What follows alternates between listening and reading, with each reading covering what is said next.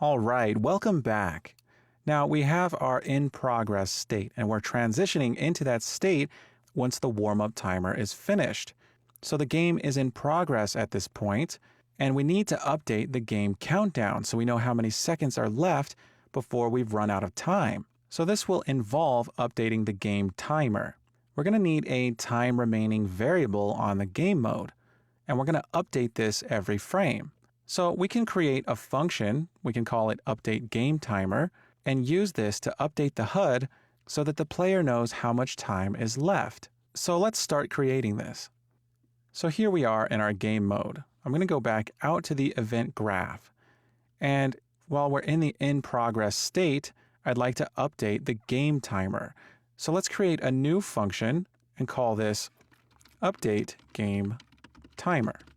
And we're going to need a variable to keep track of how much time is left. So let's add a new float variable. I'm going to call this time remaining. Now, time remaining can get a default value. So let's compile and set that default value. I'm going to set it to 60 seconds for now. And of course, we can adjust this. Now, update game timer is going to update this time remaining a little bit differently than our other function, which we called update warm-up timer. Update warm-up timer got the amount of time in seconds that has elapsed since the beginning of the game. But in update game timer, I'm going to subtract off every frame the amount of time since the previous frame. In other words, I'm going to subtract delta time, which means update game timer needs to have an input for delta time. So let's add an input and we'll call this new input parameter delta time. And we'll set this to a float data type. Now, we're going to be calling this from the event graph here in the tick event. So I can simply call update game timer here in the in progress state and pass in delta time, which we have access to since we're here in the tick event.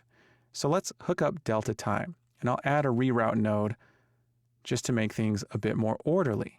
There we go. Now let's go back into update game timer. And since we have time remaining and we have delta time, I'm going to subtract delta time from time remaining. So let's do the subtraction here. And I'm going to use the result of this to set time remaining. So we're going to update it every frame. So let's set time remaining. We'll hook this up and set it to the result of this calculation here. So we're updating time remaining. We now need to update our HUD. So if we go back to game mode HUD, we'll see at the top right, we have time remaining and this text widget called time text. Let's go ahead and update that.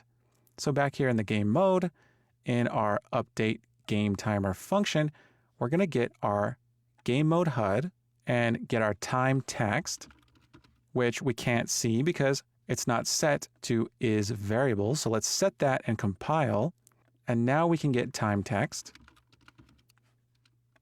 And we can use the set text function. So let's call set text and hook that up.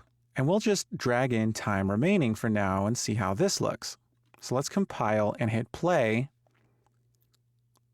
And we have to wait until we're in progress.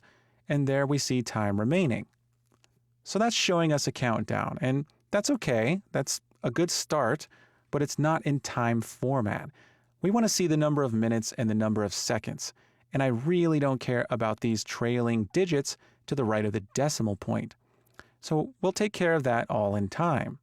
But for now, we have a great start. So now that we have our in progress state and we have a time remaining variable, we can check this time remaining variable to see if we've run out of time. So I'd like you for your challenge to create an out of time function. And in this function, set the session state to out of time. And once again, we'll be disabling player input in this function. And while you're at it, go ahead and set the time text to 0 and use time format 00:00. You can just enter that directly in the text box for the input to set text. Pause the video and do this now. All right, so here we are in Update Game Timer, and I noticed that my tabs are a little out of control, so I'm going to close out some of these other functions that I'm not working in right now. Now, I need a function to call, and I'm going to call it once my time remaining reaches 0. So I'm going to get time remaining, and I'm going to see if it's less than or equal to 0. And in that case, I'll use a branch, and for the true case, I'd like to transition to the out of time state. So let's make a function, and we'll call this out of time. And here in out of time, we'll do several things. First, we're going to take our session state and set that to the out of time state. Next, we're going to update our HUD. So let's get our game mode HUD, and we're going to get our time text. And we'll use a set text node. And we'll enter in 00:00. And finally, we'd like to disable player input. And we have a handy function we created for that called disable player input. So let's simply call that. So now we have this out of time function, and we actually need to call it.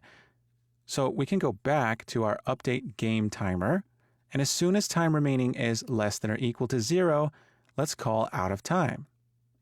Now, I don't want to have to wait 60 seconds to test this out, so I'm going to take my time remaining and set that down to 5 seconds. Now, our game will only last 5 seconds, so let's hit play and test this out. Now, we're in the warm-up state. I can't move, and now I can move. We have 5 seconds of gameplay. And as soon as that time remaining hits 0, I can now no longer move, and time remaining is now set to 0. So we now have our in progress state. Now we still need to convert the time remaining to a time format. We'll do that soon.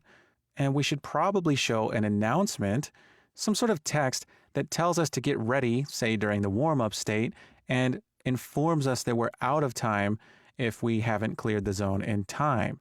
So we'll continue with our in-progress state in the next lecture, where we'll polish these things up. Awesome job. I'll see you soon.